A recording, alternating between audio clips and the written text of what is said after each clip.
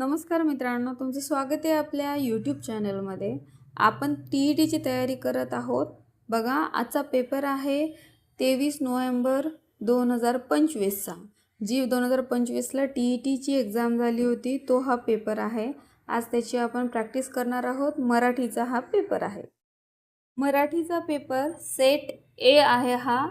चला, पेपर 1ची प्रश्नपत्रिका आहे. आपण प्रश्नपत्रिकेला सुरुवात करूया. मित्रांनो, तुम्हाला व्हिडिओ आवडत असेल तर लाईक, शेअर, सबस्क्राईब नक्की करा. चला सुरू करूया. बेंदूर हा सण वेगवेगळ्या भागात वेगवेगळ्या महिन्यात येतो. या वाक्यात एकूण नामे किती? तर या वाक्यात नामे किती आहेत? तर 4 नामे आहेत मित्रांनो. नेक्स्ट क्वेश्चन बघा. पुढील वाक्यातील अधोरेखित शब्दांचे लिंग ओळखा. तर याच्यातले अधोरेखित शब्द कोणते आहेत बघा. लक्ष्मीबाईंवर एकामागोएक अनेक संकटे आली. तर संकटे हा अधोरेखित आहे. तर याचं उत्तर आहे 3 नपुंसकलिंगी. नेक्स्ट क्वेश्चन बघा. 3 वचन प्रकारानुसार विसंगत नाम कोणते? तर यामधलं विसंगत नाम आहे मडके. ओके. नेक्स्ट क्वेश्चन बघा. मी वनवासी हे आत्मचरित्र कुणाचे आहे? बघा, मी वनवासी हे आत्मचरित्र आहे सिंधुताई सपकाळ. सिंधुताई सपकाळ यांचं आहे हे आत्मचरित्र. यांनी हे आत्मचरित्र लिहिलेलं होतं स्वतःच्या कथेवरती. त्यांनी स्वतःची आयुष्याची सुरुवात कशी झाली त्यांच्या, आणि त्यांनी नंतर अनाथ मुलांची सेवा, अनाथ आश्रम कसे काढले, त्यांचा पूर्ण प्रवास या आत्मचरित्रामध्ये लिहिलेला आहे. त्यामुळे या आत्मचरित्राचे लेखक आहेत सिंधुताई सपकाळ. नेक्स्ट क्वेश्चन बघा.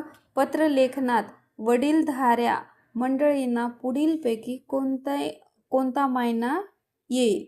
आता वडीलधारे मंडळी आहेत, वडीलच, आई वडीलच नाही आहेत, वडीलधारे आहेत, त्यामुळे ते तीर्थस्वरूप आहे. याचं उत्तर आहे 1 नंबरचं. नेक्स्ट क्वेश्चन बघा.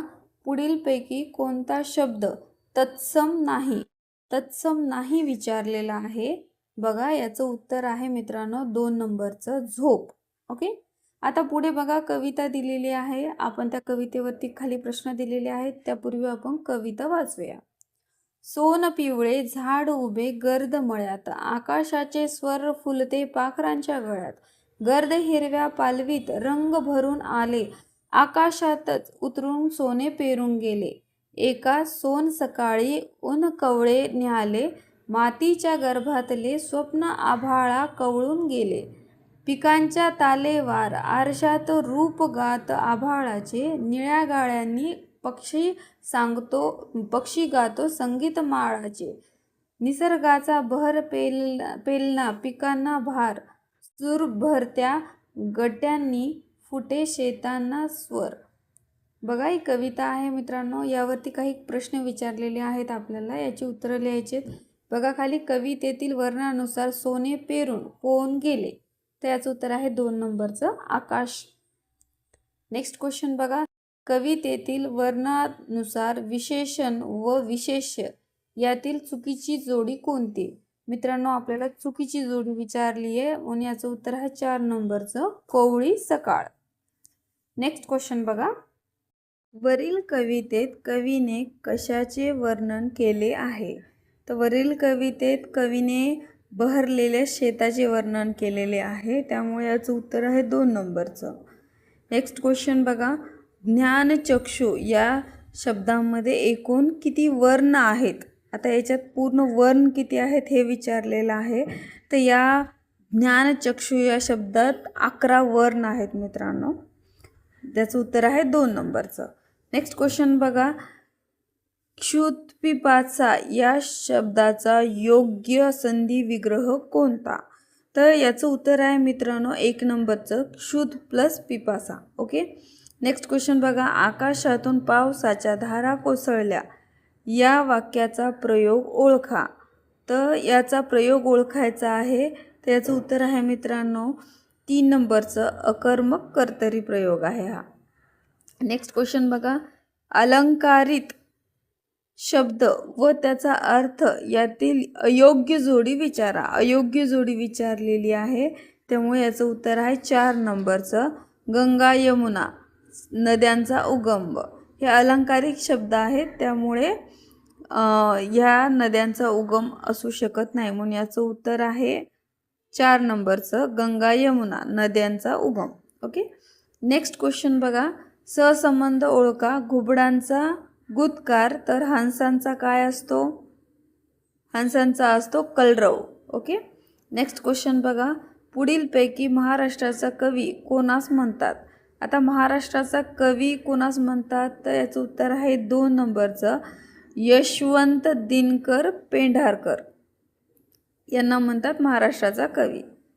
नेक्स्ट क्वेश्चन बघा, पुढीलपैकी उद्देशबोधक उभयान्वयी अव्यय असणारे वाक्य कोणते? त्याचं उत्तर आहे 1 नंबरचं, आजच काम पूर्ण व्हावे म्हणून त्याने कामाचा वेग वाढवला. हे आहे याचं उत्तर. नेक्स्ट क्वेश्चन पाहूया, सुगरण झाडावर घरटे बांधते या वाक्याचा काळ कोणता? तर या वाक्याचा काळ आहे साधा वर्तमान काळ. उत्तर आहे 4 नंबरचं. नेक्स्ट क्वेश्चन बघा, पुढीलपैकी द्वंद्व समासाचे उदाहरण कोणते? इथं द्वंद्व समासाचं उदाहरण विचारलेलं आहे. याचं उत्तर आहे बघा आई वडील. 3 नंबरचं उत्तर आहे आई वडील. ओके. आता पुढे बघा मित्रांनो, आपल्याला एक उतारा दिलेला आहे.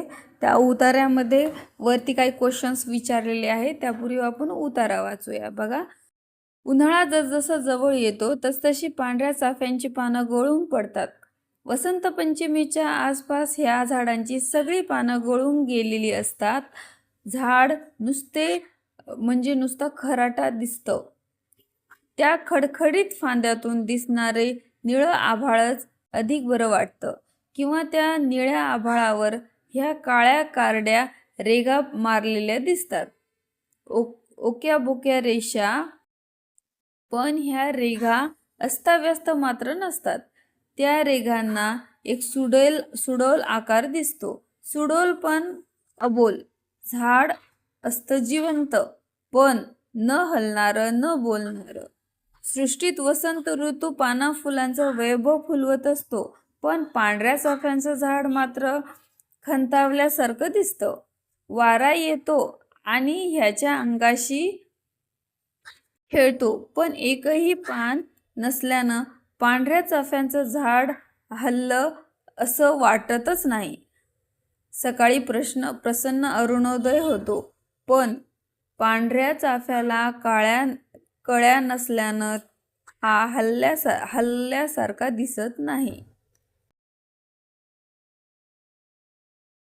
पावसाळ्यातलं ह्याचं हे हिरव्या गुच्छाचं हलणं फुलणं आठवून तर आत्ताच त्याचा हा उदासीनपणा आपल्या मनाला खूपच खिन्न करतो.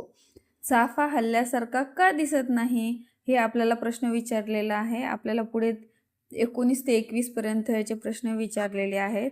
तर का दिसत नाही चाफा हलल्यासारखा, तर पान गळती झाल्यामुळे दिसत नाही. याचं उत्तर आहे 1 नंबरचं. नेक्स्ट क्वेश्चन बघा, चाफ्याची पाने कधी गळून पडतात?